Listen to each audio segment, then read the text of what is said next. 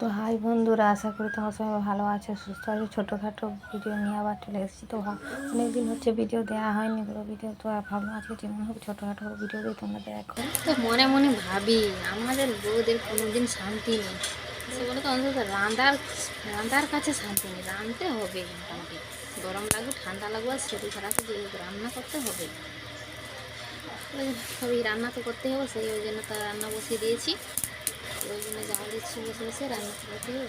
আজকে রান্নাটা হবে কি দেখো, এই যে বড়ো বড়ো বড়ো বড়ো লইটে ডাঁটা রান্না করবো। আর হচ্ছে মাছ নিয়ে রাখছি, মাছ রান্নাটা হবে।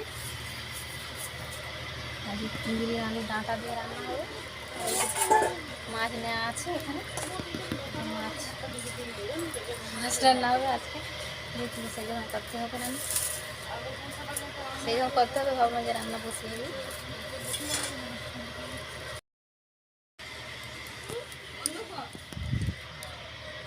তো হচ্ছে রান্না করছি, তো বাইরে রান্না করে যেন আমি এখনো তো লইটাটা হচ্ছে আমি কাটবো, তো রান্না করছি। আর রান্না কাটতে কাটতে তোমাদের সঙ্গে হয়তো বুঝতে পারছি।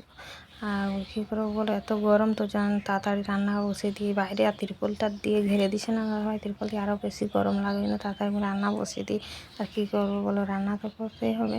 তো অনেকদিন ভিডিও দেওয়া হয়নি তোমাদের সঙ্গে, তো ভাবলাম যে ছোটোখাটো যে এখন একটা ভিডিও দিই। আর দিতে মনে গেলো, ওই জন্য দিলাম, না অনেকদিন থেকে ভিডিও দেওয়া হয়নি। আর কেমন আছো, আর কোথা থেকে ভিডিওটাকে কোথা থেকে দেখছো অবশ্যই কমেন্টে বলবে। তোমরা সবাই আশা করি ভালো আছো, সুস্থ আছো, আর সবাই ভালো আছো, সবাই ভালো।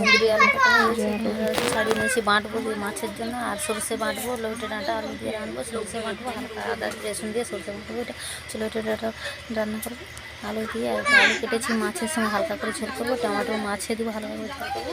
একটু ভাতটা দেখতে হয়ে আসছে, আমি ওইখানে দেখো আমি ভাতটা গড়াই, ওইখানে হচ্ছে ইট দিয়ে মাটির হচ্ছে পেঁড়ি গেছে, ভাত গড়াবো।